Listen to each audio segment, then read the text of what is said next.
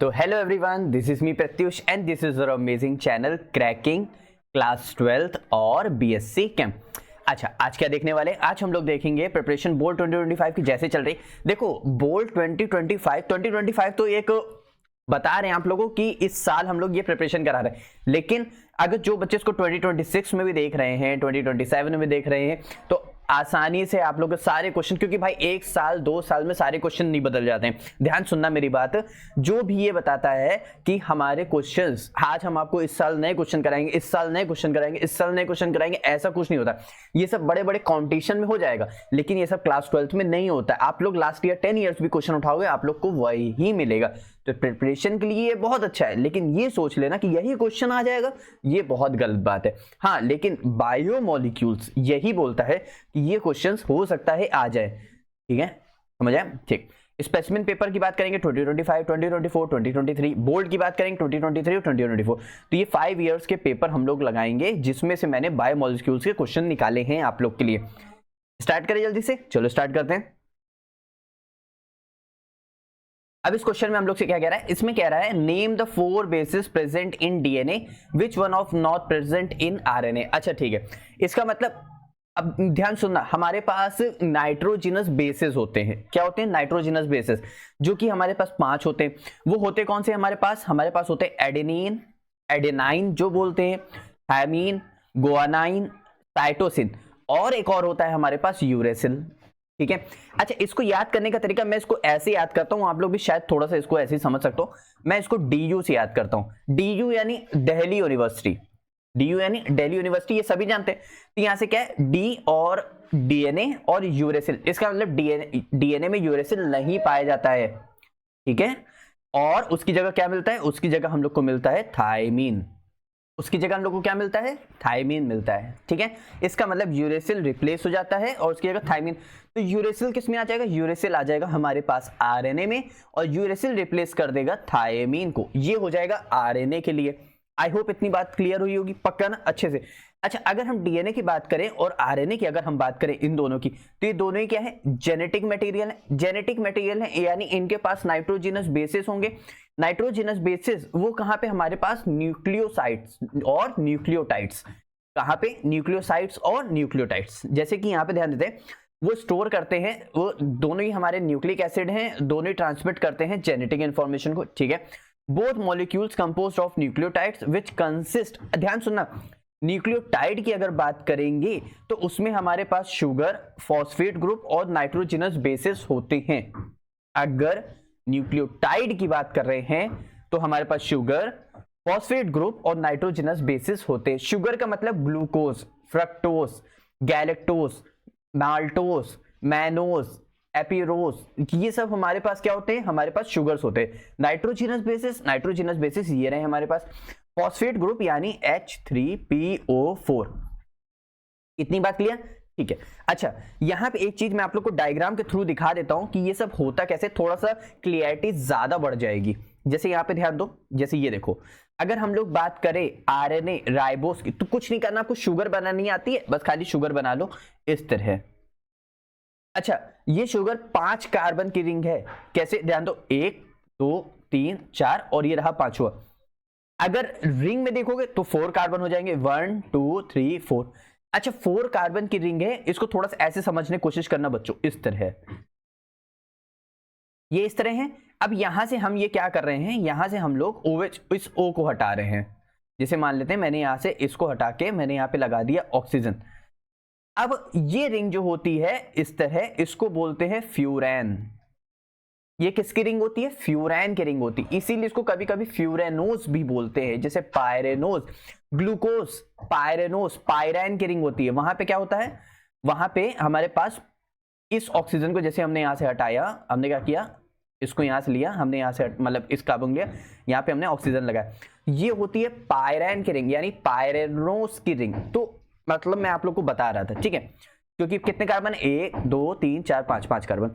अब यहां से क्या है? ये फ्यूरैन की रिंग। इतनी बात आप लोग क्लियर? ठीक है, ऊपर एक बेस लगता है, यही तो हमारे पास नाइट्रोजिनस बेसिस है। या तो थायमीन होगा, या तो यूरेसिल होगा, या तो गुआनिन होगा, या तो एडेनाइन होगा, कुछ भी हो सकता है। और ये रहा हमारे पास फॉस्फोरिक एसिड, फॉस्फोरस, ये रहा, और उसके कितने PH3PO4, O4 है ना, देखो O4 है, H3 है। तो आई होप आप लोग को ये डायग्राम देख के समझ आया होगा कि कैसे होता है हमारे पास नाइट्रोजनस बेसिस, कैसे होता है फॉस्फोरिक एसिड, और कैसे होता है हमारे पास शुगर बेस। क्लियर, इतनी बात पक्का ना? ठीक है, ये था हमारे पास डीएनए और आरएनए का। और हमारे पास डीएनए में क्या प्रेजेंट होता है? थायमीन, यूरेसिल रिप्लेस कर देता है। तब सभी को अच्छे समझ आ गया? ठीक है,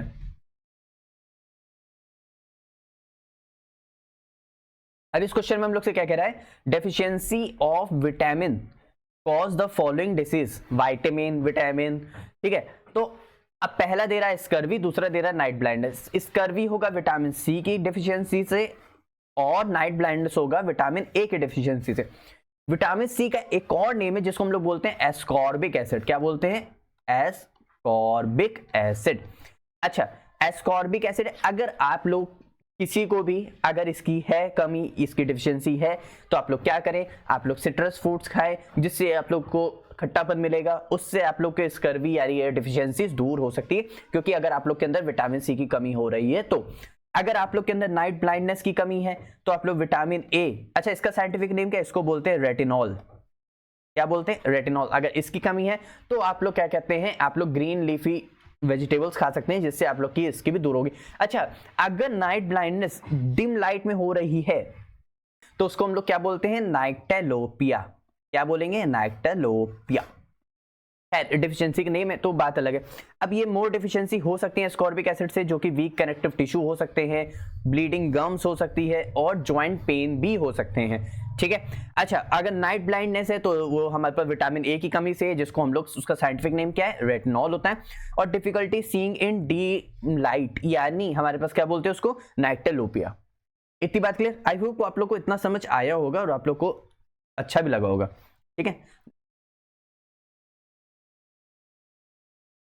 अब इस क्वेश्चन में हम लोग से क्या कह रहा है? What products are obtained when sucrose is subjected to acid hydrolysis.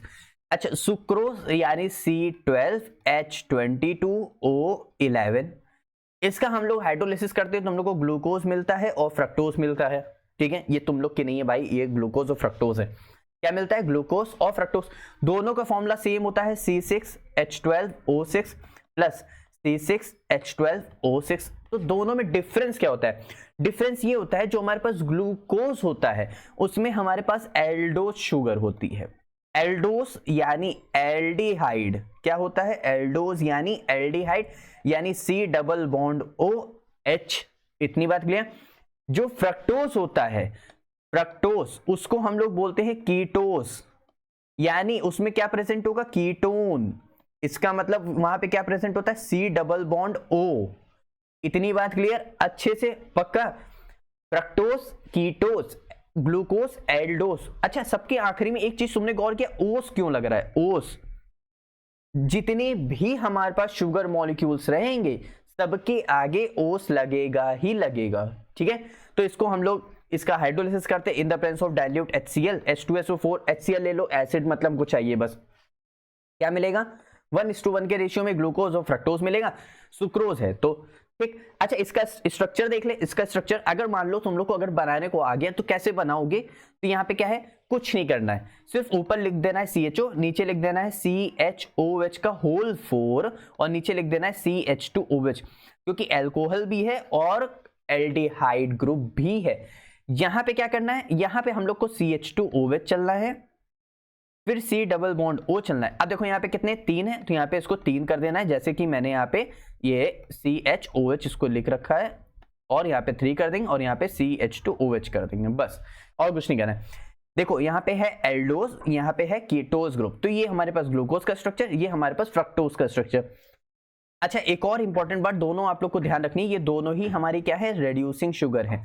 दोनों ही हमारी क्या है? रिड्यूसिंग शुगर है। ठीक है, ग्लूकोज और फ्रक्टोज दोनों, क्योंकि ये बात ध्यान रखना, ये इनॉल फॉर्म शो करता है, मतलब टॉटोमराइज हो जाता है, जिसकी मदद से ये क्या शो करता है? रिड्यूसिंग शुगर की तरह एक्ट करता है। ठीक है, चलो इतनी बात क्लियर होगी। अब एक चीज हम लोग को ध्यान देना था, ऊपर लिखा हुआ था क्वेश्चन में कि हम लोग को एसेंशियल भी देखना है। What are vitamin B and C essential for us? Why? क्योंकि ये डिफिशियंसी कॉज करेंगी, डिफिशियंसी कॉज करेंगे तो आप लोग में कमी आएगी। तो इसीलिए हमारी एसेंशियल क्यों होती हैं, वो एसेंशियल होती है हमारी एनर्जी मेटाबॉलिज्म के लिए, नर्वस सिस्टम फंक्शन के लिए, रेड ब्लड सेल के प्रोडक्शन के लिए। कौन? Vitamin B. विटामिन B12 की कमी से क्या होता है? एनीमिया होता है। ठीक है। विटामिन सी, अभी हम लोग को पता है कि हम लोग कौन सी विटामिन सी की कमी से होता है? स्कर्वी। क्या होता है? स्कर्वी। ठीक है। अब इस एसेंशियल क्यों है? क्यों? Act as a powerful antioxidant, helps in collagen formation, iron absorption और वॉन्ड हीलिंग। ठीक है। अब अगर आप लोग को पता है कि ये एसेंशियल है इसके लिए, तो ये हमें मिलेगा कहां से? ये हमें मिलेगा क्या कहते हैं? होल ग्रेन से, मीट्स अगर आप लोग खाते हो तो, एग अगर आप लोग खाते हो तो, लीफी ग्रीन से यानी क्या कहते हैं? हरे पत्ते वाली सब्जी, जैसे हमारे पास कैबेज हो गई। सिट्रस फ्रूट से विटामिन सी मिलेगा, बेरीज से मिलेगा, टोमेटो से और एटसेट्रा, और भी बहुत चीजों से आप लोग को मिल सकता है, स्पेनिच से। तो ये सब हमारे पास क्या है? ये सब हमारे पास थे पूरा vitamin C, vitamin B essential क्यों है। दूसरी बात, ग्लूकोज और फ्रक्टोज का कैसे हमारे पास उसका हाइड्रोलिसिस होगा, हाइड्रोलिसिस हम लोग कैसे देखेंगे, उसका स्ट्रक्चर क्या होता है, ये हम लोग ने पूरा टोटल देखा। Is that clear?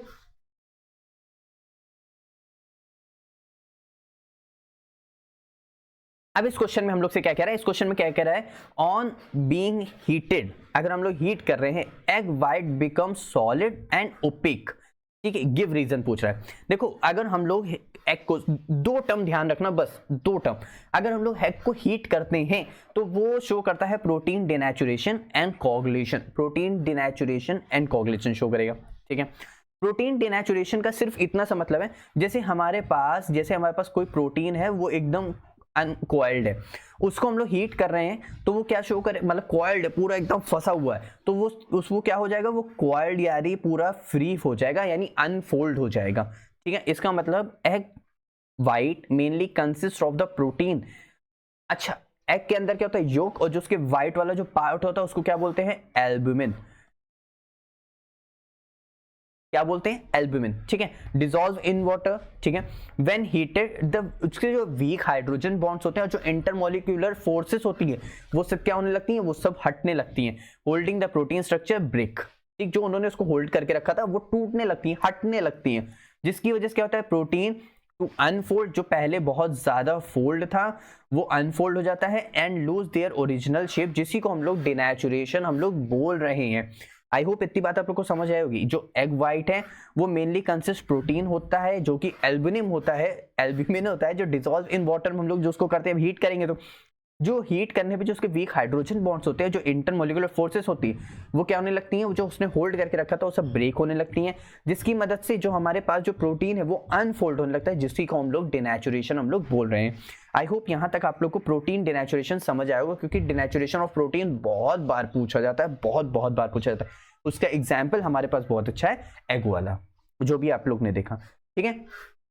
आगे देखते हैं।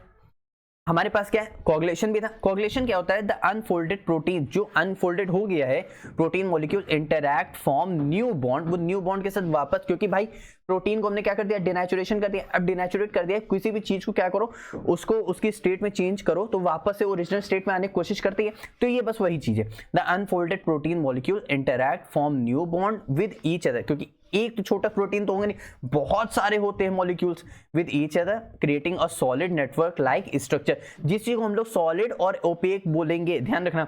This process trap water molecule and turns the previously transparent liquid into an opaque and gel like solids. I hope इतना आप लोग को समझ आया होगा कि this process trap water molecule and turn the previously transparent liquid into an opaque और gel like solids. ये था हमारे पास पूरा कोगुलेशन, और ये था हमारे पास पूरा प्रोटीन डिनेचुरेशन। अब आई होप आप लोग को अच्छे से समझ आया होगा, आया ना? ठीक है। इस क्वेश्चन में हम लोग से क्या कह रहा है? ग्लाइसिन और एलेनाइन। ग्लाइसिन, अरे देखो सुनो देखना, दोनों का स्ट्रक्चर सेम है, दोनों का सेम है। NH2 CH2 COOH, ये तुम्हें आता है? दूसरा भी ऐसे ही बनाओ, NH2 CH2 COOH, बस खाली इसका एक H हटाओ और यहाँ पे CH3 लगा दो। ये हो गया एलेनाइन और ये हो गया हमारे पास ग्लाइसिन। अरे दो, अच्छा ग्लाइसिन और एलेनाइन, एलेनिन जो भी बोलते हैं इसको, जो भी आप लोग प्रोनाउंशिएट करते हो, जैसे भी करते हो, आप लोग को अच्छे से आना चाहिए, ठीक है। अब ये दोनों ही हमारे क्या है, एमिनो एसिड। क्या है, एमिनो एसिड। एमिनो एसिड वो होते हैं जिसमें ज्यूटर आयन की तरह ऐड करते हैं, जिसमें से एक के पास पॉजिटिव चार्ज और एक के पास नेगेटिव चार्ज एक ही कंपाउंड के अंदर होगा, तो उसको हम लोग क्या बोलते हैं, उसको हम लोग बोलते हैं एमिनो एसिड्स, या फिर ज्यूटर आयन के फॉर्म में हम लोग बोलते हैं। लेकिन आप लोग को इतनी बात और अच्छे से ध्यान रखनी है, ये दोनों हमारे क्या शो करते हैं, पेप्टाइड बॉन्ड शो करते हैं। क्या शो करते हैं, पेप्टाइड बॉन्ड। ये क्या करते हैं, हम लोग शो करते हैं। अच्छा, पेप्टाइड बॉन्ड शो करने तो कैसे शो करेंगे, और हम लोग देखते हैं यहाँ पे।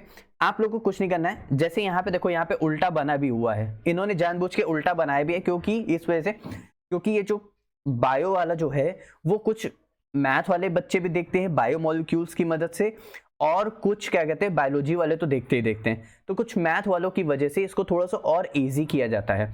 तो यहाँ से क्या होगा, यहाँ से इसका COOH लेंगे और यहाँ से इसके NH2 को एक H ऐसे अगर लिख दें और एक H ऐसे लिख दें, तो यहाँ से ये जो वाटर निकलता है, और वाटर निकलने पर जो बॉन्ड यहाँ पे बनेगा वो हमारे पास बनता है पेप्टाइड बॉन्ड। कुछ समझ आ रहा है कैसे, और यहाँ पे ध्यान देते हैं, देखो इस तरह ग्लाइसिन लिखा हुआ है, इस तरह एलेनाइन लिखा हुआ है। अब यहाँ से क्या होगा, इसको हम लोग यहाँ से वाटर रिमूव कर रहे हैं। अगर हम इसी स्ट्रक्चर को और ओपन कर दें तो यहाँ से क्या है, देखो C डबल बॉन्ड O है, OH है, इसका NH2 है, इसका CO, बस खाली कुछ नहीं है, सबके H बॉन्ड सबके O बॉन्ड्स को ओपन कर दिया। अब यहाँ से वाटर निकल रहा है, ठीक है। अब यहाँ से वाटर निकलने के बाद यहाँ से क्या, ये हट जाएगा, तो बॉन्ड यहाँ पे बनेगा। भाई जाहिर सी बात है, कार्बन और नाइट्रोजन बीच में बॉन्ड बनेगा। जो नाइट्रोजन का H और कार्बन का C डबल बॉन्ड O, इसके बीच में जो बॉन्ड बनता है इसको बोलते हैं हम लोग पेप्टाइड बॉन्ड। क्या बोलते हैं, पेप्टाइड बॉन्ड। आई होप इतनी बात बहुत अच्छे से क्लियर हुई होगी। कुछ नहीं करना है, उसका COH, उसका NH2, वाटर रिप्लेस करने के बाद कार्बन और नाइट्रोजन की इक्विवेलेंसी खाली हो जाएगी, तो कार्बन और नाइट्रोजन को जोड़ने पे जो बॉन्ड बन रहा है वो हमारे पास बन रहा है पेप्टाइड बॉन्ड। वो हमारे पास कौन सा बॉन्ड बन रहा है, पेप्टाइड बॉन्ड बन रहा है। अच्छा, पेप्टाइड बॉन्ड जो बन रहा है वो एक टाइप का कोवेलेंट बॉन्ड है, अमाइड टाइप का। अमाइड कैसे, यहाँ पे क्या है, C double bond O NH2, यही तो हम लोग का अमाइड होता है यार, और CNH2 हमारे पास अमीन होता है, तो ये कोवेलेंट बॉन्ड बन रहा है अमाइड टाइप का, ठीक है।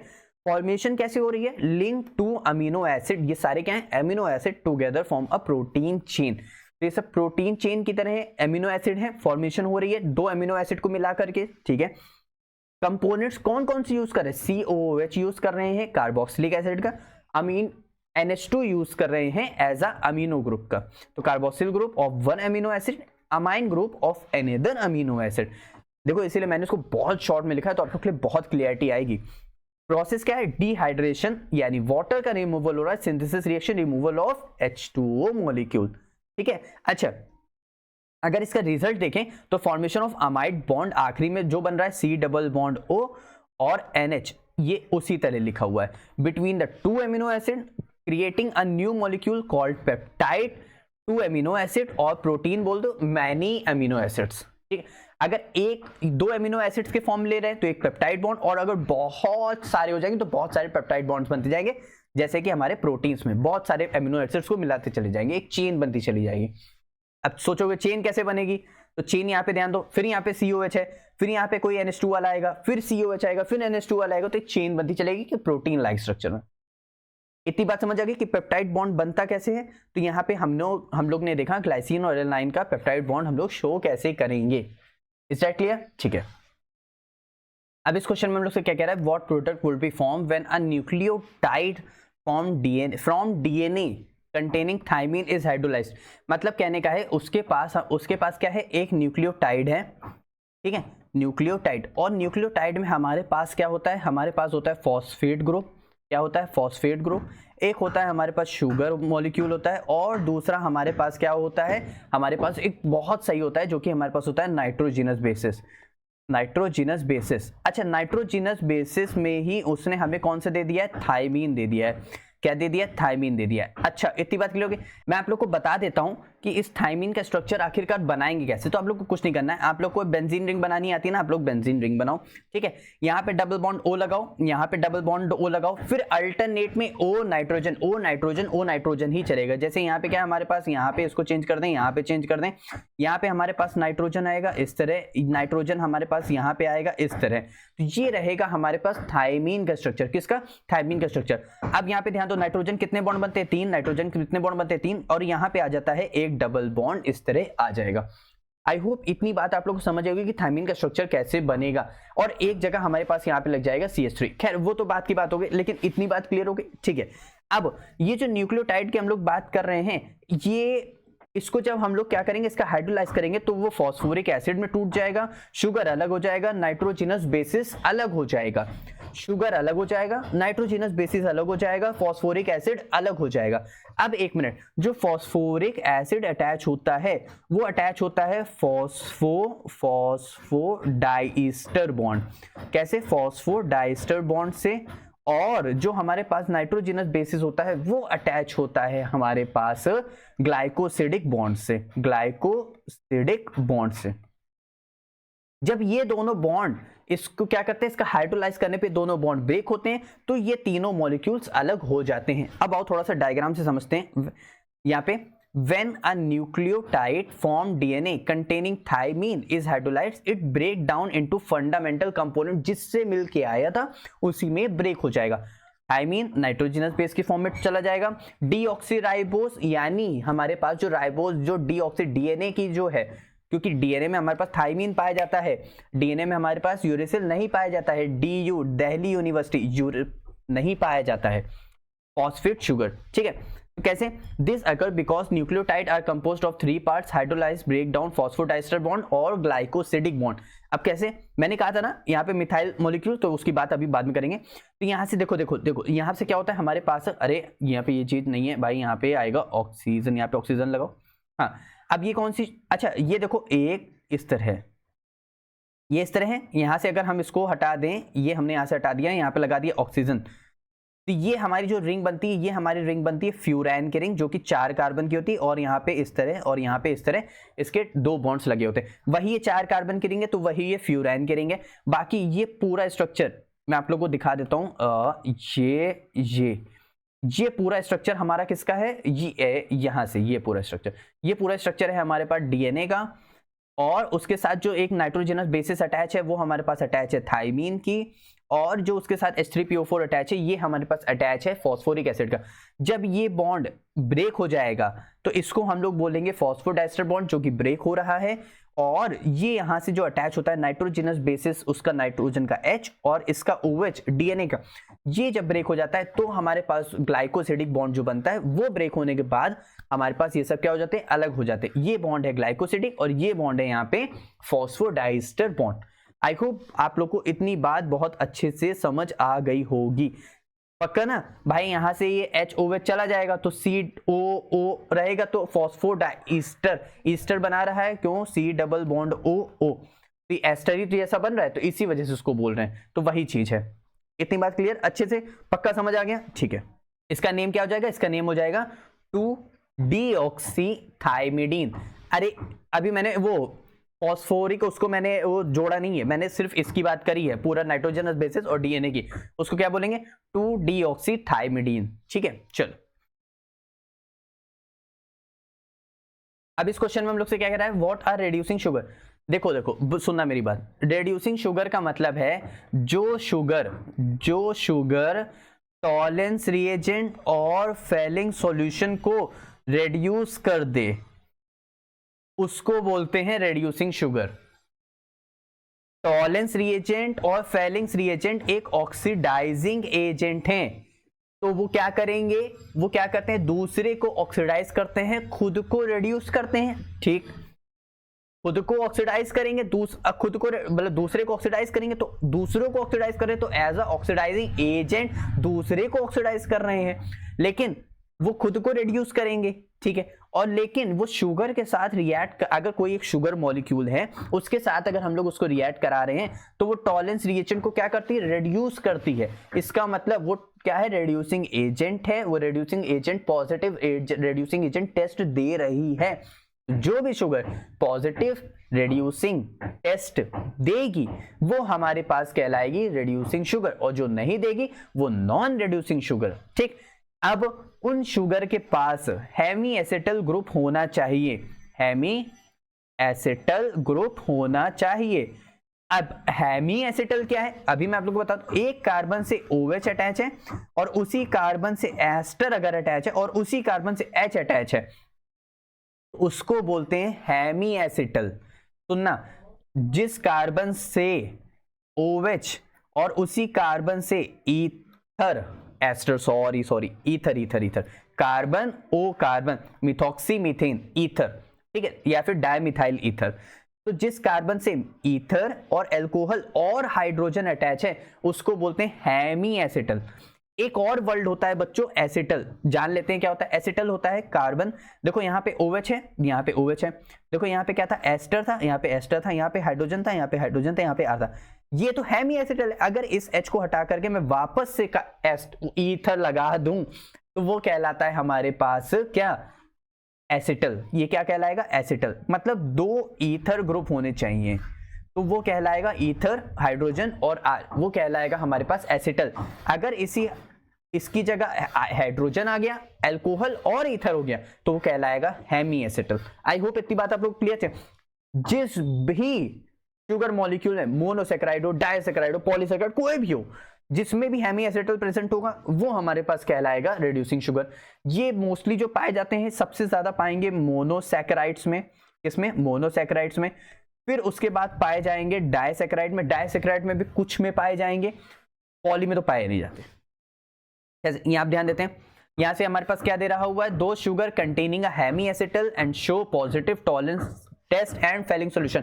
टॉलरेंट टेस्ट क्या होता है, अच्छा बहुत बच्चों को टॉलरेंट टेस्ट भी नहीं पता है, मैं बता देता हूं। टॉलरेंट टेस्ट बच्चों हमारे पास होता है AgNH3 का होल ट्वाइस, यहां पे आएगा हमारे पास पॉजिटिव प्लस OH माइनस, ये हमारे पास कहलाता है टॉलरेंस टेस्ट। अच्छा ये टॉलरेंट टेस्ट बनता कैसे है, थोड़ा सा देख लेते हैं। यहाँ पे ये यहां से बनता है AgNO3 लेते हैं प्लस NaOH लेते हैं, यहां से हम लोग को मिलता है Ag2O प्लस NaNO3 मिलता है। ये वापस से Ag2O जो होता है बच्चों रिएक्ट करता है NH4OH के साथ, या फिर इसको हम लोग क्या लिख सकते हैं, इसको हम लोग लिख सकते हैं NH3 प्लस H2O भी लिख सकते हैं।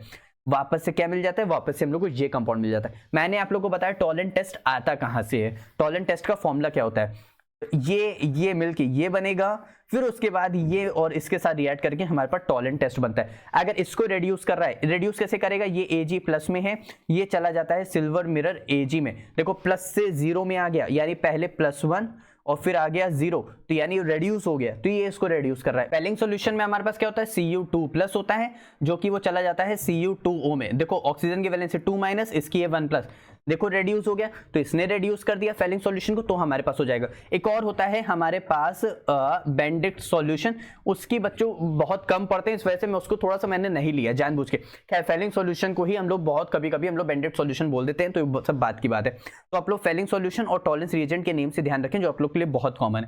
तो हेमी एसिटल हम लोग जान गए हैं, ईथर एस्टर नहीं, और अल्कोहल और हाइड्रोजन, और यहाँ पे कार्बन लगा हो या कोई एक अल्काइल ग्रुप लगा हो, ठीक है, 1 हाइड्रोजन 1 हाइड्रोक्सिल ग्रुप होना चाहिए, 1 ईथर ग्रुप होना चाहिए अटैच टू सेम कार्बन, ठीक है। शुगर की बात कर रहे हैं, अगर वो हेमी एसिटल है, एक रिंग ओपन शेप में form containing an aldehyde, aldehyde हमारे पास कैसे, C डबल बॉन्ड O और H, ये रहा हमारे पास aldehyde, react with Tollens solution and Fehling solution. देखो इतनी बात आप थोड़ा सा ध्यान कान खोल के सुनना, आप लोगों को शायद थोड़ी तकलीफ हो, सारे के सारे एल्डिहाइड ही हेमी एसिटल शो करेंगे, और मतलब मोनोसैकेराइड्स में, मतलब जो भी शुगर मॉलिक्यूल एल्डिहाइड फॉर्म में प्रेजेंट है, जैसे कि ग्लूकोज, और उसमें अगर हेमी एसिटल प्रेजेंट है, हेमी एसिटल कहां गया, अरे ये रहा, है ना, हेमी एसिटल अगर प्रेजेंट है तो वो रिड्यूसिंग शुगर शो करेगा। लेकिन फ्रक्टोज शो करता है, और फ्रक्टोज में तो कीटोन ग्रुप होता है, कीटोन ग्रुप यानी C double bond O group होता है, ये शो करता है बच्चों टॉटोमराइज। आप लोग को उतना ज्यादा जानने की जरूरत अभी है भी नहीं, अब सिर्फ सुनो समझो कि वो क्या हो जाता है, टॉटोमराइज हो जाता है। टॉटोमराइज यानी इनॉल फॉर्म, यानी वो इसको हम लोग क्या बोलते हैं, कीटोल फॉर्म, वो क्या शो करेगा, इनॉल फॉर्म, यानी 1,3 हाइड्राइड शिफ्ट होगा, जिसकी मदद से वो क्या एल्डिहाइड में कन्वर्ट हो जाएगा, और वो एल्डिहाइड फिर फ्रक्टोज यानी हेमी एसिटल ग्रुप शो कर सकता है। इतनी बात क्लियर, ठीक है। अब यहाँ पे जैसे मैंने बनाया एक ग्लूकोज मॉलिक्यूल, अब यहाँ पे हेमी एसिटिल कैसे, देखो अगर ये वाला कार्बन पकड़ो तुम, ये वाला कार्बन, तो देखो इसके साथ H है, इसके साथ OH है, उसी कार्बन के साथ देखो ईथर है, और उसी कार्बन के साथ एक नेक्स्ट कार्बन है, तो यानी ये क्या शो करेगा, हेमी एसिटिल। इसका नेम देखें तो इसका नेम क्या हो जाएगा, अल्फा डी प्लस, प्लस यानी डेक्स्ट्रो रोटेटरी यानी क्लॉकवाइज चल रहा है, प्लस साइन अल्फा, क्योंकि इसके जो पहला नंबर वाला कार्बन है इस पे जो OH है वो नीचे साइड है, अगर बीटा ले लेंगे तो इसका जो OH वाला हो जाएगा वो ऊपर चला जाएगा और H नीचे आ जाएगा, ठीक है, ये हो जाएगा बीटा, वो हो जाएगा अल्फा। ग्लूकोज की रिंग है, पायरेनोज क्यों, क्योंकि ये पायरान शो कर रहा है इस तरह, यहाँ पे क्या आ रहा है, ऑक्सीजन आ रहा है उसकी जगह, तो 5 कार्बन की रिंग है, 5 कार्बन को बोलते हैं पायरेनोज, यानी पायराइन के रिंग। ओस तो लगा हुआ है, क्या कहते हैं, किस लिए, क्योंकि ओस तो इसलिए लगा हुआ है क्योंकि वो एक शुगर मॉलिक्यूल की रिंग है। आई होप इतनी बात आप लोगों को समझ आई, ठीक है। अब कुछ एग्जांपल्स देख लेते हैं, कौन कौन से एग्जांपल परमानेंट शो करते हैं, वो ग्लूकोज, गैलेक्टोज, कीटोज, टॉटोमराइज शो करता है इनॉल फॉर्म, ठीक है, राइबोस और लैक्टोज। ये था हमारा पूरा का पूरा क्या था, रिड्यूसिंग शुगर। आप लोग, आई होप आप लोग को अच्छे से समझ आया होगा, मैंने बहुत कोशिश करी कि आप लोगों को पूरा समझ में भी आ जाए। इस क्वेश्चन में क्या कह रहा है, आराधना विजिट अ फिजिशियन, ठीक है, आराधना कोई एक क्लाइंट है जो कि एक फिजिशियन के यहाँ गई, as she suffering from rickets and joint pain. अगर जॉइंट पेन है, रिकेट्स है, तो ये कैल्शियम की कमी से होता है। कैल्शियम की कमी कौन सी विटामिन, कौन सी डेफिशिएंसी शो करता है, विटामिन डी, विटामिन डी की मदद से शो करता है। अच्छा, which is fat soluble vitamin है, अच्छा फैट सोल्यूबल विटामिन होते हैं A, D, E, K, water soluble vitamin होते हैं B, C, नहीं C, B, ठीक है, ये होते हैं हमारे पास वाटर सोल्यूबल विटामिन, और fat soluble A, D, E, K, तो उसमें से कौन सा है, उसमें से हमारे पास D है, ठीक है, हमको पता चल गया। तो physician should prescribe vitamin D, a fat soluble vitamin to Aradhana, ठीक है। रीजन, क्यों रीजन उसने क्यों कहा, क्योंकि ये रिकेट्स और जॉइंट पेन की कमी डिफिशियंसी शो करता है, is caused by deficiency of vitamin D leading to weak and deformed bones in children, ठीक है, इतनी बात क्लियर हो गई। Can also be link to poor calcium absorption which vitamin D helps regulate, तो इसीलिए उसने क्या प्रिस्क्राइब किया, विटामिन D। आई होप इतनी बात क्लियर आप लोग को, ये अच्छे से समझ आ गया वाला क्वेश्चन, कैसे उसने पूछा था, कैसे उसका रीजन देना चाहिए, ठीक है। अब इस क्वेश्चन में हम लोग से क्या कह रहा है, what is denaturation of protein. Denaturation of protein, denaturation of protein का तो वही मतलब है ना, बहुत फोल्डेड स्ट्रक्चर होगा, उसमें से उसके हम लोग क्या करेंगे, वीक हाइड्रोजन बॉन्ड्स जो होते हैं, और जो उसके बीच में जो इंटरमॉलिक्यूलर फोर्सेस होती हैं, क्या होती हैं, इंटर मॉलिक्यूलर फोर्सेस, हम इसको क्या करेंगे, इसको हीट करने पे हम इसको क्या कर देंगे, ब्रेक कर देंगे। ब्रेक करने पे जो हमारे पास जो स्ट्रक्चर है वो हमारे पास अनफोल्ड हो जाएगा, अनफोल्ड हो जाएगा, और जिसकी मदद से वो क्या हो जाएगा, डिनेचुरेट हो जाएगा, यानी ब्रेक हो जाएगा। इसी को हम लोग बोलते हैं डिनेचुरेशन ऑफ प्रोटीन। ये टर्शरी स्ट्रक्चर प्रोटीन बहुत ज्यादा शो करता है, कैसे, इधर denaturation is a process in which protein loses its native structure due to external factors like heat, temperature मतलब हीट कर देने पे, पीएच चेंज और chemical, leading to loss of its biological function. मैंने बताया आप लोग को बायोलॉजिकल फंक्शन कैसे लॉस करेगा, उसके वीक हाइड्रोजन बॉन्ड्स और इंटरमॉलिक्यूलर स्पेसिस को ब्रेक करके, तो डिनेचुरेट हो जाएगा। फॉर एग्जांपल, जैसे हमारे पास क्या होता है, प्रोटीन डिनेचुरेशन होता है। एग व्हाइट जो होता है मेनली कंसिस्ट करता है प्रोटीन एल्ब्यूमिन को, जो कि अगर हम उसको वाटर में डिसॉल्व करते हैं या जिसका टेम्परेचर हम इंक्रीज करेंगे, टेम्परेचर यानी बढ़ाएंगे, हीट देंगे, तो ऐसे क्या होगा, जो वीक हाइड्रोजन बॉन्ड होंगे, जो इंटरमॉलिक्यूलर फोर्सेस होगा, जो उसने होल्ड करके रखा होगा प्रोटीन को, वो क्या हो जाएगा, ब्रेक हो जाएगा। ब्रेक करने से क्या होगा, जो कॉज प्रोटीन जो होगा वो अनफोल्ड हो जाएगा and lose their original shape, उसी को हम लोग बोल रहे हैं डिनेचुरेशन। इतनी बात क्लियर होगी, बहुत इजी है डिनेचुरेशन प्रोटीन। पता नहीं इसको बच्चे क्यों मैथ वाले थोड़ा सा इसको डिफिकल्ट ले लेते हैं, वो शायद इसलिए क्योंकि इसको वो कभी पढ़ते नहीं है। आई होप आप लोगों को इतनी बात पूरी समझ आएगी कि डिनेचुरेशन प्रोटीन क्या होता है, ठीक है। इसमें कह रहा है give an example of water soluble vitamin. Water soluble हमारे पास होता है CB, ठीक है, और फैट सोल्यूबल विटामिन हमारे पास होते हैं A, D, E, K। Fat soluble vitamin हमारे पास होता है विटामिन C, अरे वाटर सोल्यूबल विटामिन होता है हमारे पास विटामिन C, और फैट सोल्यूबल होता है विटामिन A। विटामिन आप लोग D भी कर सकते हो, E भी कर सकते थे, K भी कर सकते थे, यहाँ पे C भी कर सकते थे, B भी कर सकते थे। C को हम लोग बोलते हैं एस्कॉर्बिक एसिड, E को बोलते हैं राइटेनॉल, ठीक है।